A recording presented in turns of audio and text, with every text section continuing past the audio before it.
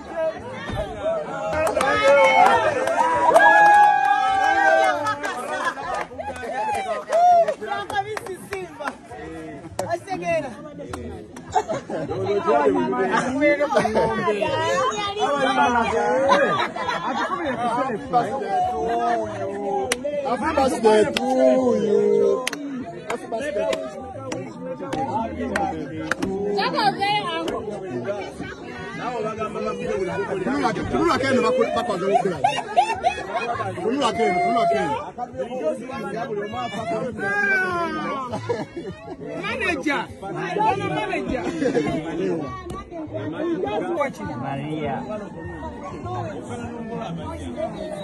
ngambi webale kumuzaala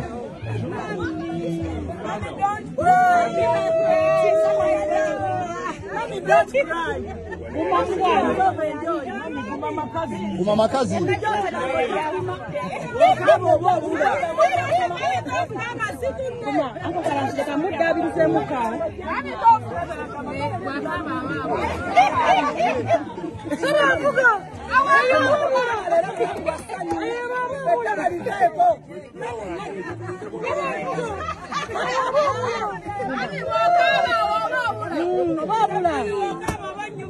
surprise nyuma bannange mama Fiina yozeza ku munye nonno sigamba nti munaku oba mwavu tayina nonno sigamba nti emmotoka esoose naye ndowooza ssanyu lwakubanga bamulowoozezaako omuntu n'akusuulako ekintu ng'obadde tokisuubira eyo gye bayita surprise akaabya amaziga nga bwe bamugamba guma naye munnange yo emmotoka mbamugulidde enzirusi yo yamaanyi ddala nga tuvuddeko era nga tweyongerayo mawulire ag'enjawulo omusajja wattu Honorable Medad Lubega Sseggona ono nga yali mu ntebe essaawa ya kakati enkasi yagivuga wabula ebintu bitandise okuba nga ate yo campaign emwegezaamu twakoma okutegeera wali nga yali ayitawo ng'agezaako okuba ng'abuubira ku bantu naye nga baabuubira nga bamuwoganira genda twakukwate tukwagala Mathias Walukagaju kwegamba yabifuniramu n'entondo n'atuuka n'okuba ng'ayita olukiiko oba meeting n'ategeeza abantu nti ye teri muntu alina obuyinza okumugoba mu constituency nti mugobe wanaabazze mu makaago ng'asabiramu campaign munnange era campaign zo zeeyongedde okuba nga zimwegezaamu kubanga abantu anoonya banoonya naye nga tebaliyo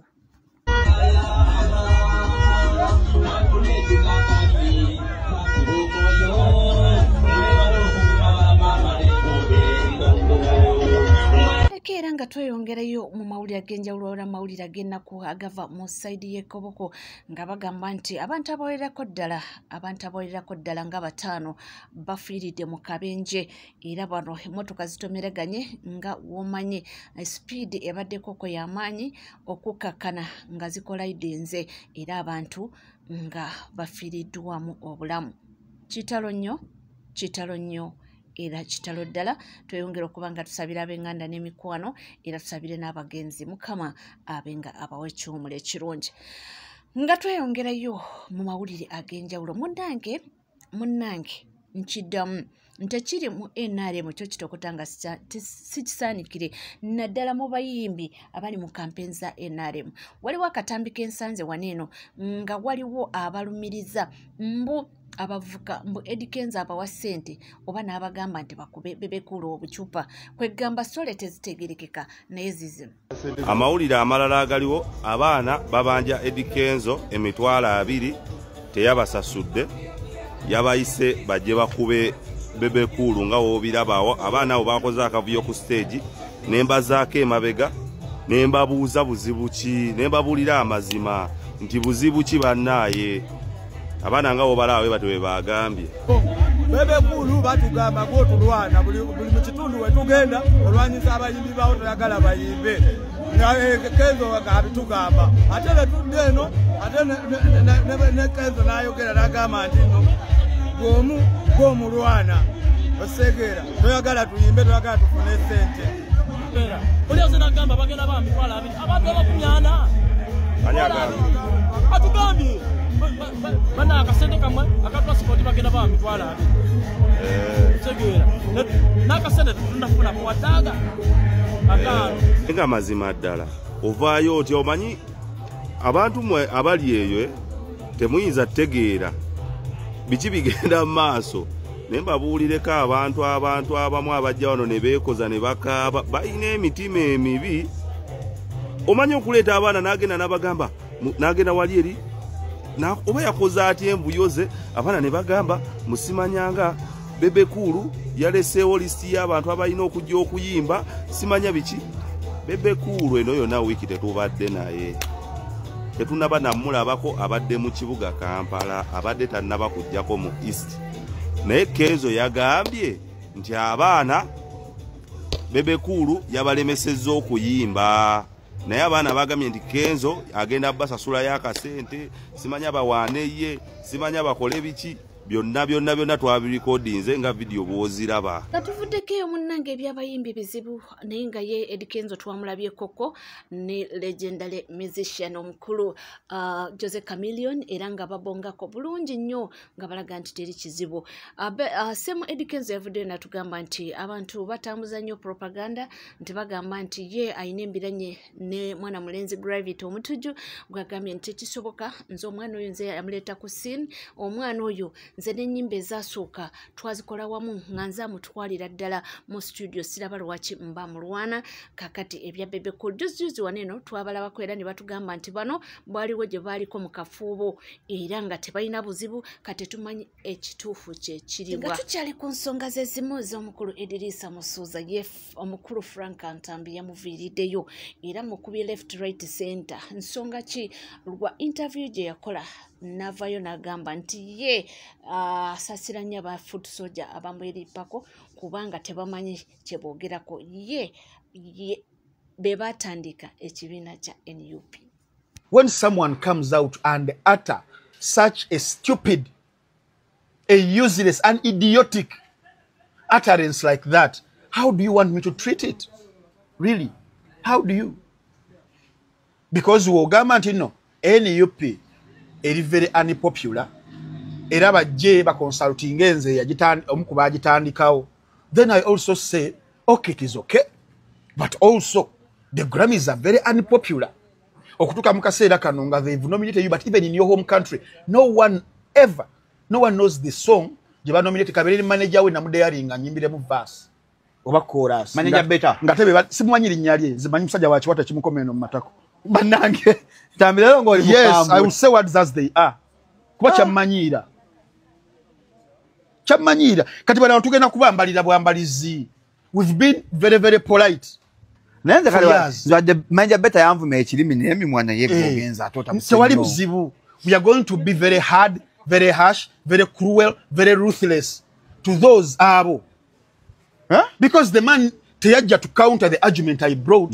Okitegeera. You resorting to blackmail, and you expect me every time I come in the camera mbere the polite intambi bambi ntambi neba muvuma musajja bukakamu obukakamu bugenda koma ku bantu abamu ebyo ibulake byakedde kuwandiikako kosi kyogirabye akuwandiise naga esawo noddayo mu kkomera tewali buzibu tanzijaayo ogwedde yanzijaayo kati ngenda mu kkomera tanzijaayo it is very okay obo kitegeera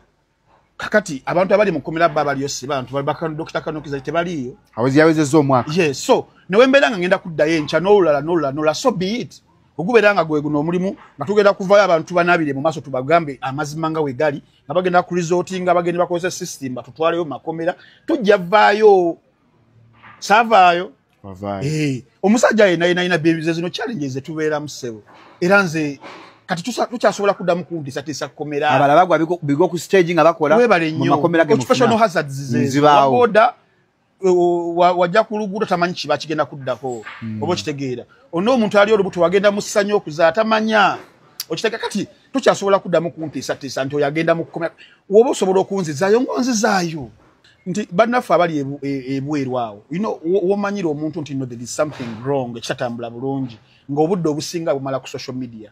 ate kubiri mu Uganda gye yafa kubiri mu Uganda nze Shalom musinga mukama mala nanzija mu Uganda nimba ngenze Southern Sudan wano oba ngenze Kenya Tanzania mambuka ga Sudan mbeera kubyeyo because I'm an adventurous person okutambula kulala okudda kunyumya ngende ndabe ebyeyo mbeereyo we nakomawo oba after 2 years otunyumize yes emmere yaabwe yeri ate nga nfa ku bantambi abali eno there is something wrong to some of our people baba adde baka bwe yadde yetisse it is okay waba yabwetisse bwatuuse but at least abantu bamugambye ekituufu and that man simuinako buzibu my brother Ibrahim Mukasa I don't have any problem with you were here you did what you had to do we were watching it you were there up oboshitegeera you did what you had to do and we respect that you left a legacy so kireke when I saw it there yes chaita kireke leka bali wano but taking on the course jewaleka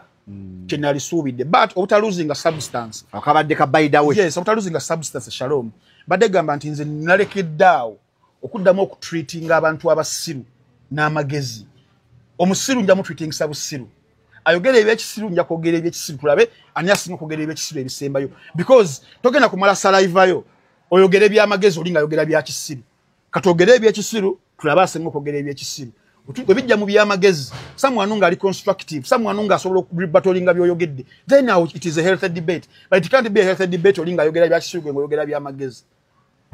obo kitegeera sobola bantandikiddawo nti oli waavaayo n'abeera nga undermining struggle y'omusajja gyazimbye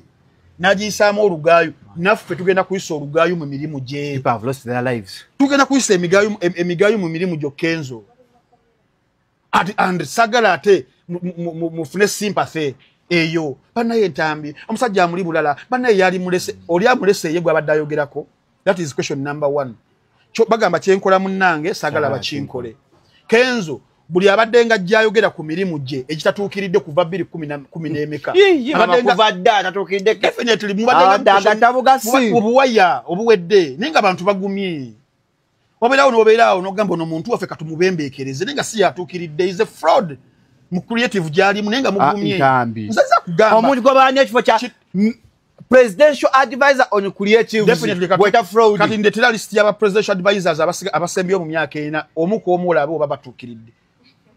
olabe nawe ojja kulaba mu ebituli ogambe okay no system now this is the new normal versus the John Assassins abali bas presidential advisors there is something wrong in this country so tosobola kuleta that position then omuntu omukineko the someone kuba musajja gwogamba mbu emyaka gyamaze kuva 2010 nga bagatta buwaya anabi eti anaza afulima anani koleja ni yakakyuni kati ngenda ku example lwaki me I think endowooza yange everything has been unpopular opinion yeyo it is very unpopular mu parliament bagiyita minority report yes you will attack me the way you want oja kusindika bagunzi bo banfume mu comment section kati Shalom nze mbera ku X ebiseera ebisinga TikTok malani nako ennyo manyine handle wange sibeerako ebya Ibrahim Kasagugo bingambi their platforms zesikyabera nnyo kumalirako budde mbeera nnyo eri ku X kubanga wabera buli agala okuliplyinga ntambi X genda ku X awajja biraba naye gwa TikTok Facebook sisobola sibiraba ne gwe kenyini handula wangu omumanyi handulinga TikTok onojaga nga tulaba videos zo sinza achachibuza abera musimu nebo nali mu komera yalinga active atenge etambula naye nga atoli mu komera so if you want to rebuttal genda ku X byabongo wano olina kujja nongo olidde kuba nade nsite Salvador Migua ejo ne mugamba soko nnyo ku mazzi abasawo bagambye oli mulwadde akatago Salvador ate yakoze ekyo nja kuddira yawo so jendi now everything on this man has been a fraud but nedda tambi nedda sikyalosi it wasn't a fraud ntambi katika nkujireyo it wasn't katika njeni statistic omuntu wamuwato mwagala ne Shalom obuzibu wenna n'abantu omusajja ajja azasesemi he has vomited nokweyo baba agitandikawo kubanga tutambula naawe era nga tukutuusako byonna ebigenda mu maaso ate byonna nga bitambula onaaviiriddeyo omukulu Honorable Geoffrey Rutaaya munakakuto nsonga ki talina bigambo biwoomu yadde gyali Rutaaya yamala ebbanga mu parliament nga tateesanga kolo yawulira emmwanyi n'awanika n'agamba excuse me speaker me Honorable Rutaaya I was saying no mwanyi n'atuula wansi ng'amaze otteesa yo naye nga tukyatambula mpolampola era nga tugenda mu maaso nga tutunuulira ebiri mu ggwanga Uganda ebitambula emisana n'ekiro byo bingi nnyo naddala mu kadde kano ke tulimu aka campaign juzi twalaba musajja mukulu abantu gwe bayita Uncle Ram yavaayo kwekubira enduulu eri omugagga omu twali tukyali awo ne baganda be nabo ne bavaayo abantu abamu ne babayisaamu eggaali era babavumira ddala abamu ne bavaayo ne babasaasira kakati mu abo abavuddeyo kubanga boogera ku nsonga eno mwe muli ne mukulu Grenade Official ono nga muyimbi waffe naye alina kyagamba ku nsonga eno. Hello guys, good evening. Bannayuganda bannange asubire muli bulungi. This is Grenade, as you already know, you know. Bafanzi bange mwena abakyala mwena bataata mwena mu biti byammwe mbalamusizaako era nga n'ensonga gye nalabye etambula ku TikTok ensonga ya Lamesh family, you know, it's so touching. Ate, you know, omuntu yenna ng'oli taata oba ng'oli maama kino eno nsonga kyemmanyi ekukwatako ositegeera cause you know kikulu nnyo nga ffe bannayuganda abagala ensi yaffe abaagala abaana baffe okukula obulungi, you know, tomanya ekintu kyonna kisobola okubaawo, you may die tomorrow n'oleka abaana bo ng'obalekedde omuntu, you know, and same thing happens. Omuntu n'akola ekintu kyekimu ekya happeninga ku Lamesh family. So kyensaba bannayuganda, let's stand with Lamesh family, you know. Nze nganza I stand with them kubanga I don't wish that to happen to my son or my daughter ositegeera. So kyensaba bannayuganda kulwa Uganda empya, yeah, let's gather together and stand with this family so that they can get justice. Simanyi naye omuntu asobola kuba omu tasobola kuba babiri, you know. Let's stand with this family. Nze era mwana nze Lamesh family, I stand with you. Era basabira Mukama mufune justice. Grenade Official says so. Love. Webale kubanga wekomide ku NCK TV tewerabira kubanga subscribinga, ringinga that notification bell, sharinga, likinga ebisigadde butereva mawulire nja kubanga ngakuwa era nja kubanga ngakutuusaako wona woli wona wosinzidde tuula butuuzi kalira nywera buli kiwetaaga okubanga omanya nja kubanga nkikuwa era nja kubanga nkikutuusaako. Bingi nnyo ebitambula, bingi nnyo ebigenda mu maaso era bingi nnyo bye tutunuulidde. Amawulire mangi amalungi n'amabi gonna waneno tuba nago era tubanga tugabatuusaako. Webale kuba naffe, webale kutambula naffe, tusiima nnyo era tusiimira ddala temujjanga okwo musigale naffe temuva naye nga sinagenda wala ekivulu kya King Saha temwerabira nnaku lwaleero Lugogo Cricket Oval tujja kuba nga kitokota nga sisaanikire ate era nga n'olunaku lwaleero tulinayo show eya mukyala Maureen Nantume wali ku Serena era kakati abo abadigize ojja kwesalira ogenda wa Maureen Nantume ogenda wa King Saha Lugogo Cricket Oval byonna tujja kuba nga tukutuusaako mpolampola nga bwe bitambula era wano ojja kuba nga ogafuna